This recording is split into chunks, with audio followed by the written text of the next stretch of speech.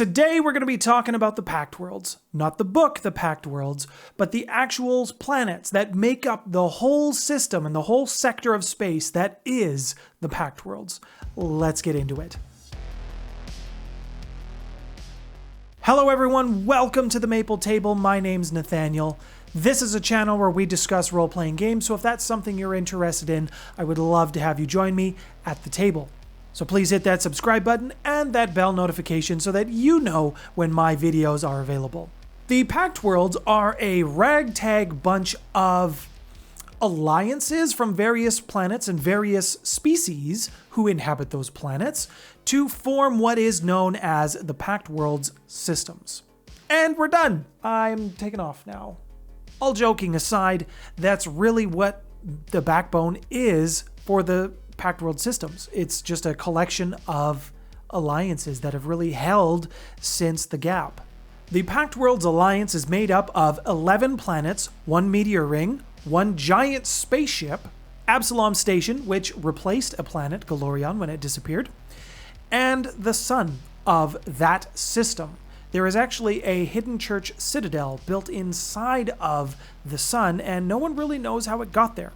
The first planet closest to the sun will be Aballon, and this is the Pact World's forge planet, for lack of a better term. It is the main manufacturing center for the entire system. Aballon is covered in giant megastructures where people live and work as well. Most of the planet is completely covered with these giant megastructures, and more are being built all the time. The largest populations that you're going to find on Aballon will be the Vesk, the Ysoki, and humans. Castrovel is going to be your next planet in the system that's at least closest to the sun. This planet has 3 major races that live on it. The Lashunta, they are mildly telepathic humanoids. I haven't covered them in my race guides yet. The Formians, who are also mildly telepathic and a hive-like species. Actually, if you check out 20-Sided Night, they have done a video on the Formians as well. And of course, you have the Elves. The Formians and the Lashunta actually had a major cultural clash that happened even as early as 30 years ago. There was a major war that happened on the planet between the two of them, being that the Lashuntas value their individualism, and the Formians are more of, like I said, a hive mind, and they have that communal value. That's what they like. So this clash of ideas sparked a war between these two races on the planet. And right now there is a tenuous peace. Don't worry, the elves were not involved. They purposely stayed completely out of it. The next celestial body, and I'm not talking about the Aasimar, is Absalom Station. This was a giant space station that just kind of appeared out of nowhere. And it appeared in the place of Galorion, the planet. It just sort of vanished during the gap. Nobody really knows what happened to that either. However, Absalom Station is actually one of the easiest places in the universe to get to. There is a massive beacon that is built inside of the space station. Rather, the space station is built around it. No matter where you are in the universe, if you hop over into the drift, you'll be able to get to Absalom within a week, no matter where you are. No other section in space that we know of has this kind of capability. So of course, Absalom is the trade hub for the entirety of the Pact Worlds and many other star systems. If you want to buy something, you go to Absalom. They'll probably have it. Akiton is a mining planet, and before the Pact World's creation, it actually was the major manufacturing center for starship fuel. This was before the advent of the drift engine, which effectively put the fuel-based business out of business. Now the planet is a shadow of what it used to be in terms of economic power. And it's dying because it was mined so hard and so fast. There's still lots of chemicals and components that could be dug up on the planet to produce more starship fuel. Nobody needs it.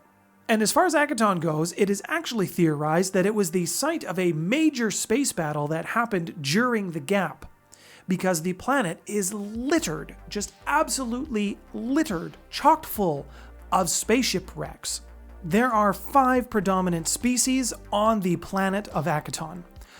There are humans, and they will actually have a reddish hue to their skin color, but otherwise they are human. There is, of course, plenty of Ysoki running around on the planet. You can also find a good number of Ashok on the planet. There is a red-skinned lizard that you can find on the planet called the Ikeshti, and there's a good number of Shobads on the planet as well.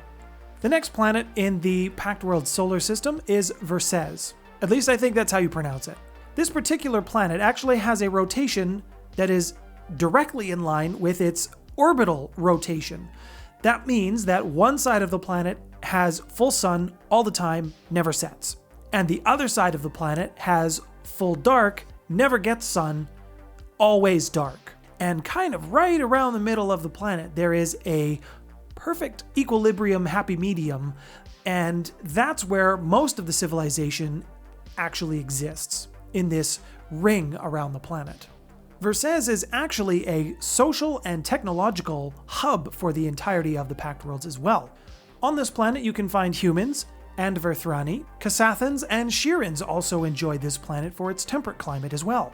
There is also a group of winged humanoids that are called the Strix, and they like to inhabit this planet as well.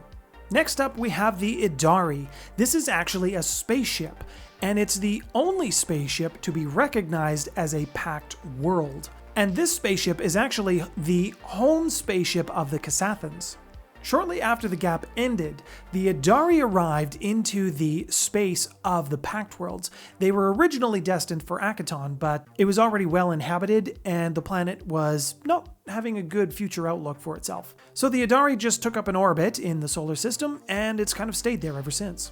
The Diaspora is a giant meteorite field that actually cuts the Pact Worlds system in half. There are many makeshift stations, as it were, built into the rock of the asteroids around and through the Diaspora.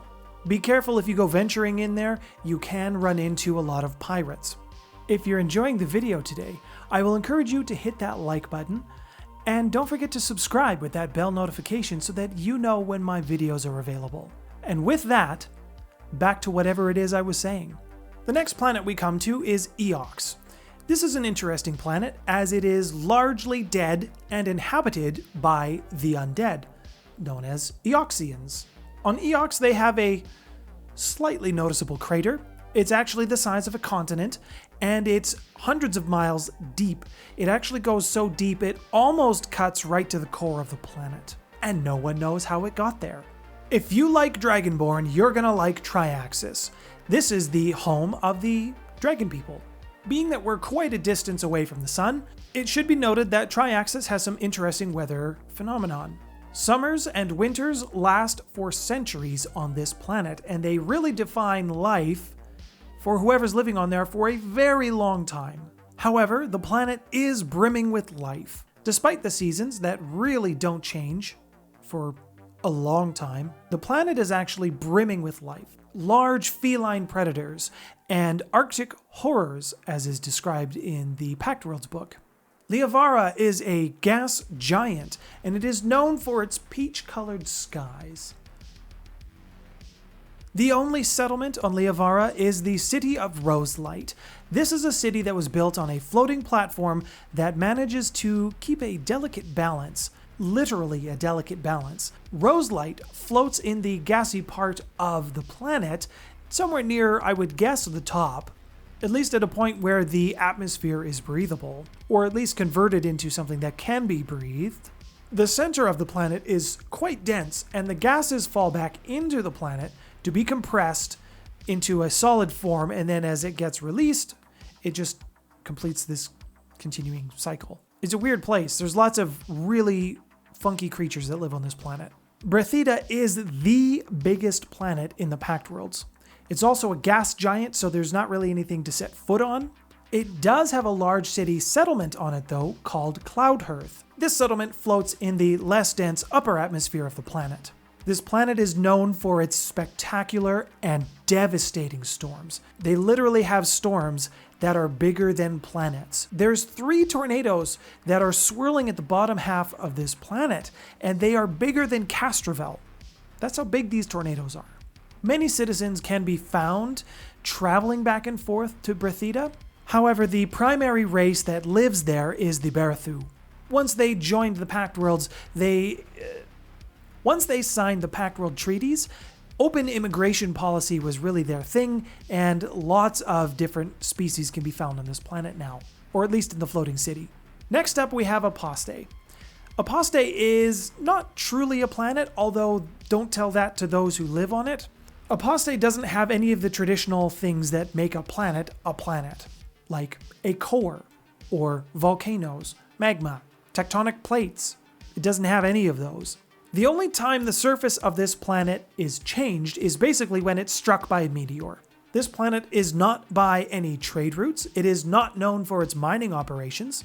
It is known for one particular race, though, and one thing that they are very, very good at.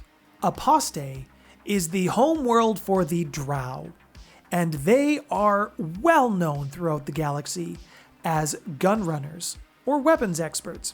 If you want good weapons, you talk to the Drow. And the last planet in the Pact World system is Aucturn. This is a rather unfriendly, inhospitable planet. Its atmosphere is poisonous and completely green. It has vicious predators, monster-sized monstrous creatures. And still, with the resilience of not only the humans and the Ysoki, who do have pockets of civilization on this planet, life persists. Because of the inhospitable nature of this planet and because of how far removed it is from the solar system, a lot of cults tend to make their home base on this planet, and not the ones that you want to join. They're the type that'll make you drink that Kool-Aid and catch the mothership. The Pact Worlds have such a wide variety of creatures and people living in them that as far as even character creation goes, there's such a breadth of options that you can have to form good characters and to have good stories told without even leaving the solar system. And we haven't even talked about the Viscarium yet, and I promise that I will do that. I really enjoy what Paizo's done in creating these worlds and creating these solar systems. There's just enough of nuggets to get you started on whatever story that you want to homebrew yourself. Not to mention they've got tons of adventure paths that are coming out. And it seems like more every other month. There are tons of stories that you could tell within the Pact World systems alone. And tell me what planet you enjoyed the most that I talked about from the Pact Worlds. I would really love to do a more in-depth dive on each of these planets, going more into their society. What's the planet like? Who lives there? What's the social customs like? Interesting places that could be found on all of these planets.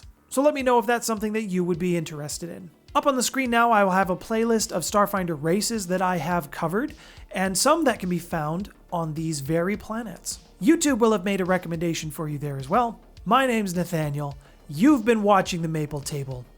Thank you so much for your subscription. Thanks for stopping by, everyone.